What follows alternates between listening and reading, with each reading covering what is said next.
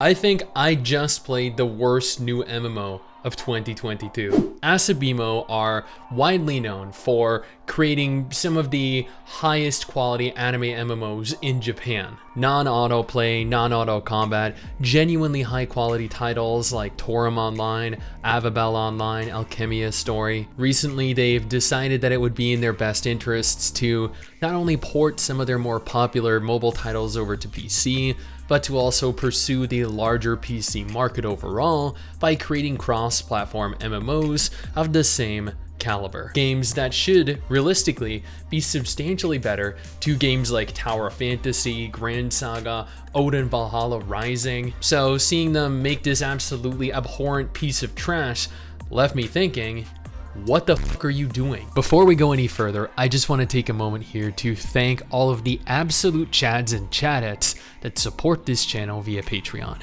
You're all freaking legends. Seriously, each and every single one of you. I would offer to give each of you a kiss, but I suffer from severe intimacy issues. Additionally, if you want to stay up to date with all the latest MMO gacha and gaming news, take a second here to follow MRSSSTIX and I over on Twitter. We tweet daily. Now you start Eternal Kingdom, which is the name of the game, by the way, by selecting from one of 5 basic classes: the warrior, the paladin, the mage, the priest, and the gunner.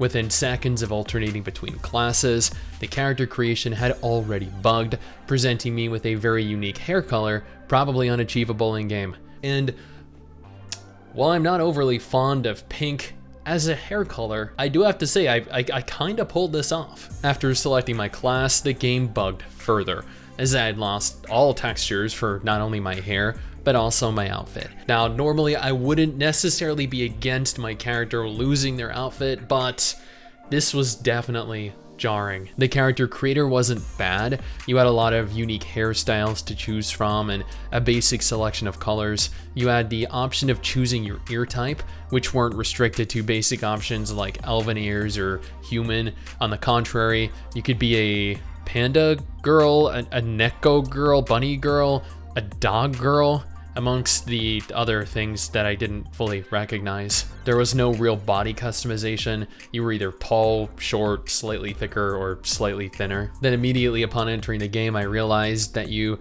couldn't use your right mouse button to rotate your camera, which admittedly might have been acceptable had I been capable of rebinding the option. But what I quickly realized was that this was a low effort, trashy mobile game at its core, and we'll touch on why I believe that to be the case in just a little bit. Now, after completing the tutorial, I was told to go ahead and take a look at the cash shop to kind of get a rough gauge of how pay to win the game was. And what I saw were options to purchase powerful level 30 gear that you could use at level 1 that scaled with you as you leveled, removing the need to obtain gear in game. What's worse is that the gear also provides you additional XP and gold earned, providing both a power advantage and level advantage.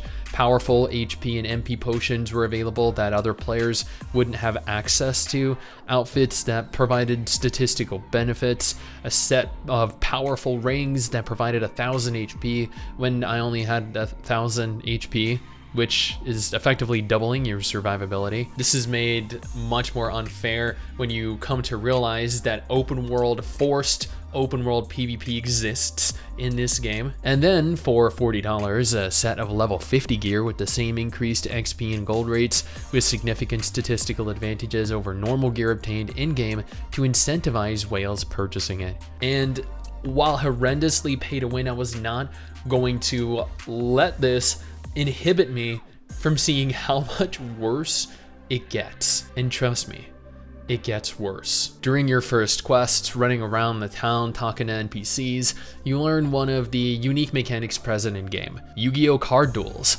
You build your deck with cards that provide various benefits like increased attack or HP or defense. Beyond base statistics, they provide additional effects, special effects with various different ranks, kind of like you'd find in a gacha game. Which, speaking of, these cards are obtainable via gacha, meaning whales are going to end up with the rarest, most powerful cards like Exodia, or the god card, Slifer the Sky Dragon, Obelisk the Tormentor. Admittedly, I am a bit of a Yu-Gi-Oh nerd. I used to watch Yu-Gi-Oh every day before school, along with Dragon Ball Z, Pokemon, Digimon, Sailor Moving On. After navigating through all of the different gacha available, Avatar gacha, Arc Lore gacha, Follower gacha, Item gacha, Equipment gacha, World Tree gacha, you get to the bulk of the game. Auto routing to quest objectives and auto smacking things with your weapon, because that is essentially all this game is. A very poorly designed, drawn out movie. The game legitimately does not want you to play it. And I know you're sitting there thinking to yourself, STIX, I feel like you might be over exaggerating a little bit here, but trust me, I'm really not. The game has autoplay, auto pathing, auto combat. Typically autoplay features are implemented in mobile games due to nobody wanting to play mobile games. Developers know this, we know this, but they have a system that you can set up with certain parameters, like if my HP goes below 50%, then use an HP potion, or use this ability before this ability, providing you the option of prioritizing skills. And while that can definitely be useful in games that have a whole lot of grinding present, removing the arduous grind would subsequently also remove the need for the feature's presence. But I digress. When questing, when pursuing the main story, you can click your quest list and navigate down to an option that says Clear Now. This allows you to complete your quest that you're currently on at the cost of premium currency that you can purchase with real money. You can continue to skip the story up until you hit the cap for your level, and then you can, and I'm not exaggerating here, pay for enhanced levels. You can effectively skip the entire game if you want to, and the game just launched a few days ago. With enough money, I can not only purchase incredibly powerful gear, I can purchase powerful cards, powerful whatever else you can buy.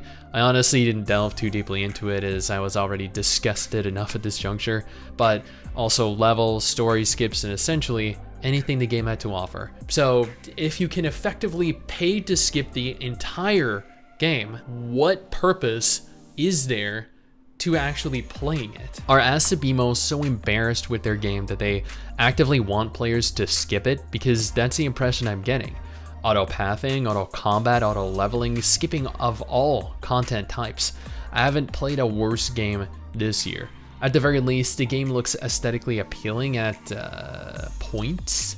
Character models are decent, the world itself looks good in certain areas, but that doesn't make up for the lack of, well, everything else. This is not an MMO I would recommend anyone play.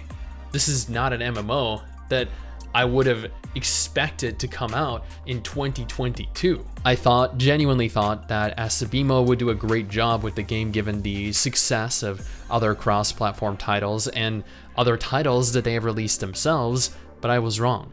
Now, if you're disappointed with the genre right now and are looking for something to play, I got you covered with a list of MMOs that are still confirmed to be releasing this year, or a list of the most played gacha games of 2022, which, you know what, honestly might surprise you.